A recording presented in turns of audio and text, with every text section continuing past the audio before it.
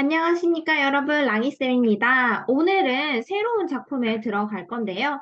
교과서 4단원 한국 문학의 과거와 현재 그리고 미래 단원에 있는 현대시 평상에 있는 국수집에 대해서 배워보려고 합니다. 여러분도 혹시 이 평상이라는 사물에 대해서 알고 있나요? 그쵸. 우리는 이거 평상 하면은, 시골집에, 할머니 집에 가면은 커다란 나무 밑에 있는, 그 의자 얘기하는 거 아니에요? 라고 생각하는 친구들 많을 거예요. 맞습니다. 그겁니다. 그 평상인데, 이 평상이 주는 이미지가 어떤 이미지를 주고 있나요? 맞아. 우리는 여기에 앉아서 여름에 그늘에 앉아서 수박도 먹고 옥수수도 먹고 쉬었다 갈 수 있는 그런 공간이죠. 이 공간에 누구나 와서 쉬었다 갈 수 있는 공간인데요. 우리는 이 평상에 있는 공간에서 얻을 수 있는 정서가 있습니다. 어떠한 정서를 얻을 수 있을까요? 맞아. 다양한 정서를 얻을 수 있는데 그 정서 중에 가장 먼저 떠오르는 거는 따뜻함도 얻을 수 있고 정도 얻을 수 있겠죠. 이러한 이미지를 가지고 우리는 작품을 분석해 볼 건데요. 이 평상이라는 공간이 주는 특별한 정서라든지 그다음에 우리가 공감할 수 있는 이야기, 스토리가 이 속에 담겨져 있습니다. 과연 평상에 있는 국수집에서 알 수 있는 것들은 무엇이 있는지 작품을 통해서 분석해 보도록 하겠습니다. 자, 넓은 그늘을 만드는 이 커다란 푸조나무 아래에서 지금 그림에서 보듯이 평상에 앉아서 사람들이 마주 앉아서 국수를 먹고 있어요. 이 국수를 먹는 사람들은 서로의 처지에 연민의 정을 느끼고 서로를 위로합니다. 이를 통해서 타자와 소통하고 서로의 삶을 이해하는 모습을 형상화하고 있다는 것을 알 수 있습니다. 자, 그러면 작품으로 먼저 바로 들어갈게요. 제재 개간 같은 경우에는 여러분들이 작품을 끝내고 정리를 해주시면 좋을 것 같습니다. 자, 그러면 작품에 들어가기에 앞서서 4단원은요, 지금 한국 문학이라는 단어가 계속 등장을 하고 있는데요. 과연 한국 문학은 무엇을 이야기하는지 선생님과 간략하게 정리하고 넘어가 보도록 하겠습니다. 자, 한국 문학은요, 한민족의 사상과 정서를 한국어로 표현한 문학 작품을 가리킵니다. 이게 한국 문학의 일반적인 정의죠. 그럼 이 정의에 따르면 나라 밖에 거주하는 한민족이 한국어로 지은 문학도 당연히 그렇죠. 한국 문학이 됩니다. 예를 들어서 랑인쌤이 중국에 가서 생활하면서 한국어로 소설을 썼어요. 그것도 뭐다? 그렇죠. 한국 문학이 되겠죠. 그리고 휴조선 저쪽에 우리 북한에서 생산되는 이 한국어 문학도 뭐다? 당연히 한국 문학에 해당이 됩니다. 자, 한국어는요, 우리 민족이 사용해온 언어를 뜻하는데 이에 따르면 선인들이 창작하던 이 한문 문학도 한국 문학이 됩니다. 왜냐하면 이제 삼국시대, 고려시대, 조선시대까지 우리는 이제 세종대왕이 한글을 창제하기 전에는 문자가 없었어요. 그때 사용하던 문자가 뭡니까? 맞습니다. 중국의 한자죠. 그래서 한자와 한문으로 문학 작품을 굉장히 많이 썼었는데요. 그렇기 때문에 이 문자는 우리 게 아니지만 그 속에 담겨 있는 문화라든지 가치관, 그리고 그 단어 자체를 중국에서 쓰는 한자랑 우리가 쓰는 한자가 다른 건 알고 있죠, 여러분? 그렇기 때문에 조상들이 썼던 한자로 된 작품들도 전부 다 한국 문학에 해당이 됩니다. 최근에는 이러한 한국 문학을 한민족 문학이라고 하자라는 말을 널리 쓰고 있는데요. 변화하는 시대에 맞춰서 우리의 시야를 넓혀서 국의 한민족의 문학에도 관심을 갖자라는 뜻으로 볼 수 있습니다. 자, 그러면 한국 문학의 범위를 볼게요. 한국 문학은요, 크게 두 가지로 나눌 수 있는데요. 첫 번째는 구비 문학, 두 번째는 기록 문화입니다. 여러분들이 여기서 한자를 봐도 알다시피 여기 입구자죠? 자, 입에서 입으로 전해져 오는 게 구비 문학입니다. 그러면 입에서 입으로 전해져 오는 문학은 과연 향유 계층이 누구였을까요? 그렇죠. 대부분의 문중들이 창작하고 향유를 하였습니다. 왜냐, 문자가 없었으니까요. 자, 설화, 민요, 무가, 판소리, 민속극들이 여기에 해당을 합니다. 자, 그렇다면 기록 문학은 누구의 주 계층이 누구였을까? 그렇죠. 지배 계층들이었겠죠. 자, 이 지배 계층들이 쓴 작품들은요, 크게 한문 문학하고 국문 문학으로 나눠집니다. 자, 우리의 고유 문자인 한글이 나오기 전에도 그리고 그 이후에도 오랫동안 한자와 한문으로 된 한문 문학이 국문 문학과 함께 많이 창작되고 향유되어 왔습니다. 그리고 한자를 빌려서 우리말을 표기하는 차자표기법, 이거 신라시대죠. 향가가 차자표기법이잖아요. 요런 향가도 당연히 우리의 국문 문학에 해당이 됩니다. 자, 한문 문학은요, 신라, 고려, 조선시대 지식인들이 주된 창작층이고 향유층이죠. 즉, 지배계층들을 말하는 거죠. 특히 조선시대에 더 많이 발달했죠. 한시가 굉장히 대표적인 작품 중 하나입니다. 자, 이 국문 문학은요, 한글의 창제와 함께 나타나서 한문 문학과 경쟁하면서 전개가 되었습니다. 그리고 개화기 문학이 대두적이 전에 한글로 된 소설, 시가, 수필 등 다양한 문학 작품들이 여기에 해당된다라고 여러분들 그냥 내용만 알고 가시면 될 것 같습니다. 자, 한국 문학은요, 우리 한국 사람들만이 나눌 수 있는 특별한 문화와 가치관이 있습니다. 앞서서 우리가 선생님이 질문했던 여러분 평상 알고 있나요? 라고 했을 때 제가 만약 외국인 친구한테 Do you know 평상? 이렇게 얘기하면 평창 얘기하는 거야? 라고 외국인은 못 알아들을 수 있어요. 그들은 이 평상이라는 존재도 그리고 그 평상 위에서 벌어지는 일에 대해서도 전혀 모른다는 거죠. 그렇지만 여러분들은 선생님, 여러분들 평상 어디서 본 적 없어요? 평상 알아요? 우리 평상에서 뭘 많이 했죠? 라고 했을 때 분명히 여러분들 머릿속에 떠오르는 그 이미지, 그게 바로 한국 문학의 하나의 특징 중 하나라고 볼 수 있는 거죠. 한국인들만 아는 그 문화, 우리가 공유하는 그 문화가 바로 한국 문학의 특징 중 하나라고 보시면 될 것 같습니다. 자, 그럼 바로 작품으로 넘어가겠습니다. 평상에 있는 국수집 들어갑니다. 자, 평상에 있는 국수집은요. 현대시인데요. 1년으로 구성이 되어 있습니다. 1년으로 구성이 되어 있기 때문에 여러분들이 행 구분을 잘 해주셔야 됩니다.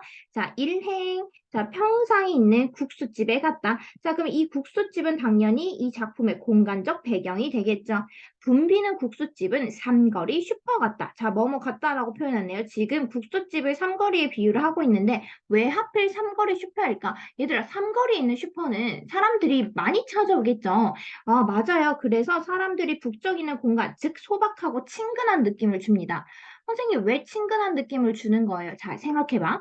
갑자기 삼거리에 이마트가 있거나 편의점이 있다 하면은 솔직히 소박하고 친근한 느낌은 나지 않죠. 하지만 삼거리 슈퍼 같다라고 했을 때 우리가 할머니 집에 시골에 갔을 때는 그 삼거리 슈퍼를 얘기해요. 그러니까 사람들이 슈퍼가 하나밖에 없으니까 당연히 사람들로 북적북적 할 거고 그리고 소박하고 친근한 느낌을 얻을 수 있습니다. 자, 이렇게 1행부터 2행은요, 소박하고 정겨운 국수집의 분위기를 보여주고 있습니다.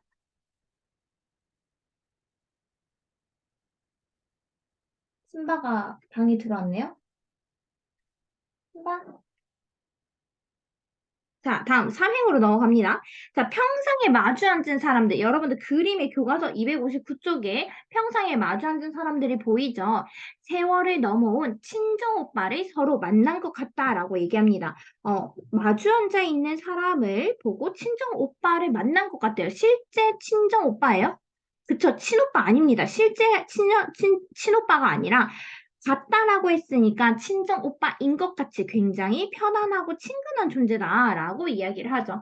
국수가 찬물에 헹궈져 건져 올려지는 동안 쯔쯔쯔쯔 쯔쯔쯔쯔. 자, 이 쯔쯔쯔쯔이 굉장히 중요한 의성어인데요. 자, 여기서 이 의성어는요, 중의법입니다. 중의적으로 의미를 두 가지를 가지고 있는데 첫 번째 의미는 상대의 처지를 불쌍히 여기거나 가볍게 혀를 차는 소리. 예를 들어서 선생님이 길에 가다가 넘어졌어요. 그래서 무릎에 피가 철철철 나. 선생님 다쳤어. 너무 아파. 이렇게 하면은 우리 친구들이 선생님 이렇게 아파서 어떡해요? 이러면서 걱정을 하잖아요. 그때 아파서 어떡해 이러면서 걱정을 한단 말이야. 근데 이게 수업을 할 때 학생들이 쯔쯔쯔쯔이 이 걱정하고 위로하고 불쌍히 여긴다고 생각 안 하고 이렇게 으이그 넌 시험도 못 쳤어 에잉 이렇게 쓰더라고요. 근데 여러분들 그렇게 생각하시면 안 됩니다. 이 작품에서 화자가 의도한 대로 공부를 하셔야 돼요. 자꾸 수업 시간에 그 쯔쯔쯔쯔로 저를 수업을 방해하는 친구들이 있는데 지금 이 강의를 듣는 친구들 뜨끔뜨끔하는 친구들 있을 거예요. 여기서 이 쯔쯔쯔쯔는 상대의 처지를 불쌍히 여기거나 가볍게 혀를 차는 소리입니다. 사실 이제 시라는 문학 작품은요. 이제 화자, 즉 작가가 자기가 생각하는 대로 이 작품을 그려내고 있는 거기 때문에 여러분들의 의도대로 판단을 하시면 안 됩니다. 그래서 이 쯧쯧쯧쯧은 상대를 무시하거나 하는 그런 혀차는 소리가 아니라 상대의 처지를 불쌍히 여기는 소리라고 생각을 해 주시면 될 것 같습니다. 자, 두 번째는요. 첫 번째는 뭐다? 상대의 처지를 불쌍히 여길 때 가볍게 혀차는 소리고요. 두 번째는 국수를 헹굴 때 나는 소리입니다. 그래서 이것도 친구들이 얘기를 하면 선생님 너무 억지 아니에요? 국수 헹굴 때 쯔쯔쯔 소리 안 나는데요? 여러분, 우리 일야구도하기 작품에서 배웠잖아요. 소리는 듣는 사람에 따라 달라질 수 있다는 거. 자, 그래서 첫 번째 중의법인데, 첫 번째는 상대의 처지를 불쌍히 여길 때 가볍게 혀를 차는 소리고요. 두 번째는 국수를 헹굴 때 나는 소리다. 중의법이 사용되었다. 생각해 주시면 될 것 같습니다. 자, 다음, 손이 손을 잡는 말, 눈이 눈을 쓸어주는 말. 자, 사실 여러분, 여기서 손이 손을 잡는 말, 눈이 눈을 쓸어주는 말 역시 뭐예요? 그렇죠. 상대를 걱정하고 배려할 때 우리가 손을 이렇게 잡으면 어떻게 많이 힘들었겠다 라면서 걱정하고 눈이 눈을 쓸어주는 말. 상대를 위로하고 공감하는 따뜻한 시선을 말을 하고 있습니다. 자, 병실에서 온 사람도 있다. 식당 일을 놓고 온 사람도 있다. 얘들아, 병실에서 왔다는 건 좋은 건 아니죠. 내가 아파서 병실에서 나왔을 수도 있고, 누군가가 아파서 내가 간호하다 나왔을 수도 있고, 결국엔 둘 다 굉장히 속상하고 안 좋은 일이고요. 두 번째, 식당 일을 놓고 온 사람. 식당 하는 사람이 식당 일을 놓고 왔다는 말은 손님이 없다는 거니까, 그것도 좋은 소식이 아니네요. 결국 이렇게 힘든 상황에서 사람들이 마주치고 나서 그것을 위로하고 따뜻하게 시선으로 공감하는 모습을 보여주고 있었습니다. 자, 3행부터 10행은요. 가족을 만난 듯 서로의 이야기를 들어주는 사람들의 모습을 보여주고 있습니다. 자, 마지막 11행부터 가보도록 하겠습니다. 자, 사람들은 평상에만 마주 앉아도 마주 앉은 사람보다 더 서럽대요. 헉, 이게 무슨 말일까? 자, 평상에 마주 앉아도 마주 앉은 이 사람보다 먼저 더 서럽대. 이게 뭐야? 상대의 처지를 공감하는 거죠. 공감하고 위로하고 안타까워한다는 거죠. 그러니까 예를 들면 민지가 선생님 앞에 앉아 있어요. 근데 민지가 선생님 이러면서 속상한 이야기를 막 했어. 근데 선생님이 아이고, 그 일을 어떻게 속상해서 민지야 많이 힘들었겠다 하면서 민지보다 내가 더 마주 앉은 사람이 더 서러운 거야. 걱정되고 위로하고 안타까우니까. 그래서 우리는 지금 이 사람들이 진짜 가족은 아니지만 상대의 이야기를 듣고 그들을 공감하고 위로하고 안타까워하는구나라는 것을 알 수 있습니다. 자, 세상에 이런 짧은 말이 있어서 이건 뭘 가리키는 말일까요? 세상에 이런 깊은 말이 있어서 그렇죠. 쯔쯔쯔쯔을 가리킵니다. 사실 이 쯔쯔쯔쯔은 굉장히 짧은 말이지만 상대의 처지에 대한 깊은 공감이 담겨져 있는 말입니다. 그래서 우리는 이 쯔쯔쯔쯔을 통해서 상대방이 상대 이야기를 듣고 걱정하고 위로하고 안타까워하는구나 라는 것을 알 수 있습니다.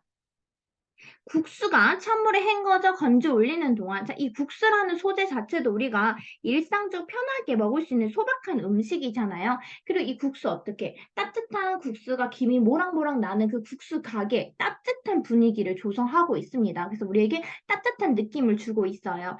쯔쯔쯔쯔 쯔쯔쯔쯔. 자, 큰 푸조나무 아래에 우리는 푸조나무는요. 여러분들 교과서 259쪽에 있는 그 큰 나무 맞습니다. 느티나무가인데요. 이 나무가 그늘이 진짜 커요. 사람들에게 살랑살랑 바람을 불어올 이 그늘을 제공하는 나무죠. 그래서 사람들에게 넓은 그늘을 제공하는 나무가 푸조나무였고 아래 우리는이라고 해서 어느 순간부터 사람이라고 지칭하던 것들이 우리라고 바뀝니다.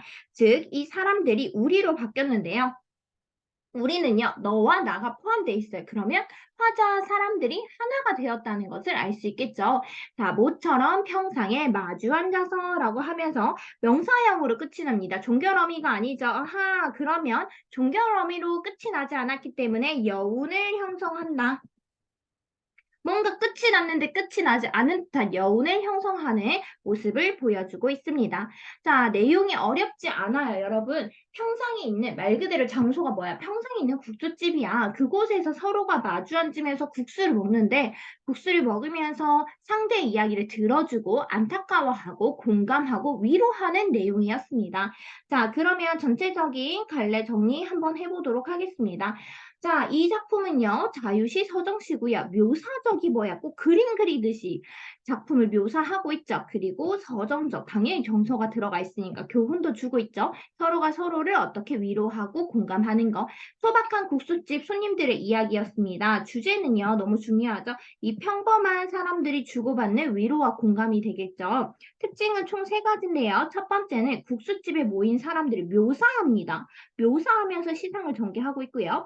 열린 공간과 소박한 소재, 뭐예요? 열린 공간은 평상에 있는 국수지, 평상은 야외에 있잖아요. 두 번째, 소박한 소재, 국수입니다. 평범한 사람들의 인정, 서로가 서로를 이해하고 공감하고 위로해주는 거. 자, 그 다음 음성 상징어 뭐였습니까? 쯔쯔쯔쯔이었습니다. 쯔쯔쯔쯔, 중의적 의미, 중의법 사용되고 있다. 어떤 중의법인지 여러분들 알고 계셔야 합니다. 이러한 중의법을 부여해서 주제의식과 정서를 드러내고 있다. 자, 시의 구성을 살펴보도록 하겠습니다.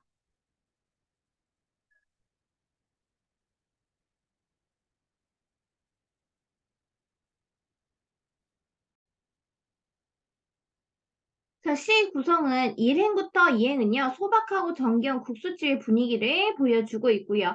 4행부터 10행은 가족을 만난 듯이죠. 그럼 서로 가족은 아니에요. 서로 이야기를 들어주는 사람들. 11행부터 18행은 힘든 사람들의 사연 듣고 더 서러워하며 위로해주죠. 자, 소재 의미 요거는 필기해 볼게요. 자, 소재 의미 첫 번째, 이 평상이는요, 평등하고 굉장히 수평적인 공간입니다.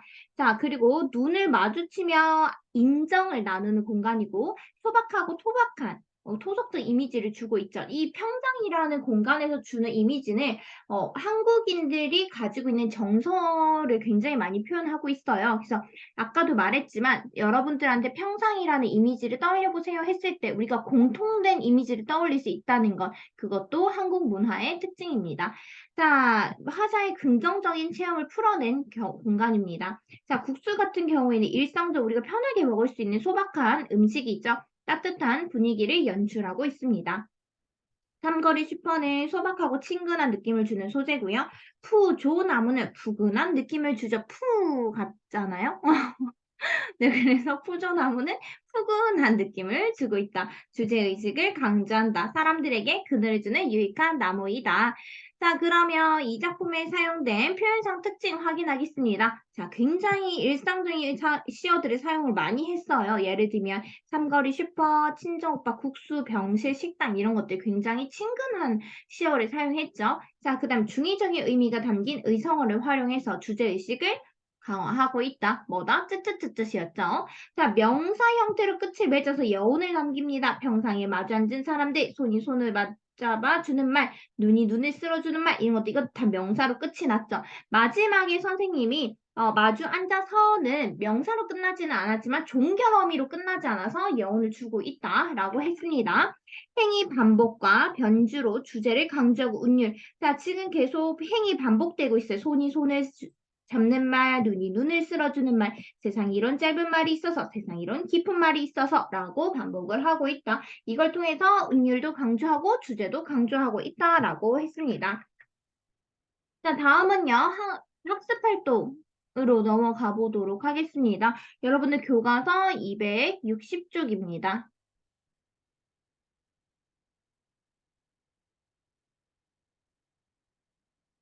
자, 이 시의 공간적 배경이 국수집과 그곳에 모인 사람들을 비유한 대상을 찾고 그 대상의 특성을 파악해 봅시다.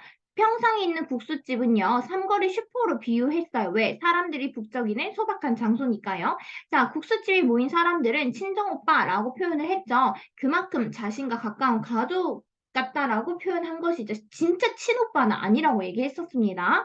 자, 2번 이 시에서 느껴지는 한국인 정서에 주목하여 아래 활동을 해보자. 다음 시행을 참고할 때 쯔쯔쯔쯔 쯔쯔쯔쯔은 어떤 소리일까요? 자, 첫 번째. 자, 국수가 찬물에 헹궈져 건져 올리는 동안 이 무슨 소리예요? 그렇죠. 국수 찬물에 헹굴 때 나는 소리를 표현한 거죠. 두 번째, 손이 손을 맞잡는 말은 뭐예요? 상대의 힘든 이야기 듣고 공감하는 이러한 사람들의 소리를 표현한 것이다. 이렇게 되겠죠. 위로의 마음을 표현한 것이다. 이렇게 밑줄 친 부분만 참고하셔도 될 것 같아요. 이게 첫 번째 쯔쯔쯔쯔. 요렇게 연결. 두 번째 쯔쯔쯔. 요렇게 연결해서 필기는 여러분들이 편하게 해주시면 될 것 같습니다. 저는 넘어가겠습니다. 자, 여기가 굉장히 중요한데요. 이 한국인의 정서가 어떻게 느껴지는지가 굉장히 중요합니다. 이거는 한국인들이 많이 가지고 있는 한국인의 정서인데요. 12행에 보면 마주 앉은 사람보다 먼저 더 서럽다라는 의미, 그리고 사람들이 갑자기 우리로 받게 된 까닭은 무엇일까요? 같이 정리해 보겠습니다. 자, 12행에서 마주 앉은 사람들은요, 서로의 처지에 대한 연민의 감정을 느끼고 있죠. 그리고 우리라고 표현을 말하는 이가 자신과 듣는 이를 포함해서 여러 사람을 가리키는데, 자, 사람들에서 우리로 바꾸어 말함으로써 정서적으로 화자 사람들이 하나가 되는 모습을 표현한 것입니다. 밑줄 근거만 쓰면 되지 않을까요?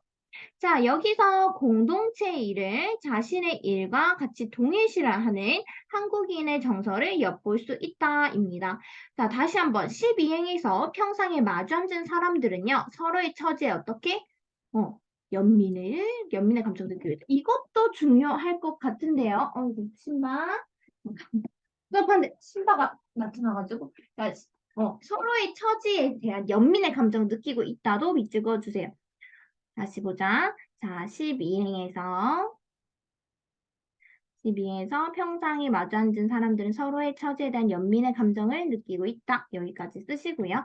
자, 사람들에서 우리로 바꾸어 말함으로써 정서적으로 화자와 사람들 하나가 되는 모습을 효과적으로 표현한 것이다. 여기서 공동체 일을 자신의 일과 같이 동일시하는 한국인의 정서를 엿볼 수 있다. 요거 밑줄 그은 것만 써주시면 될 것 같습니다. 필기 마무리 잘 해주시고요. 오늘 수업은 여기까지 하겠습니다. 사실 교과서에 있는 260쪽까지만 해도 될 것 같아요. 260쪽 학습활동의 1번, 2번에 1번, 2번 정도만 정리를 하시면 될 것 같고요. 사실 3번 같은 경우에는 여러분들이 파악한 한국인의 정서 느껴본 적 있나? 이런 것들은 여러분들이 차차 수업 시간에 저랑 함께 이야기를 하면서 정리를 하시면 될 것 같습니다. 굳이 유튜브 강의에서까지 이 내용을 정리할 필요는 없을 것 같아요. 자, 이렇게 오늘 수업을 끝을 내려고 합니다. 사실 작품이 굉장히 짧고 어렵지 않아요.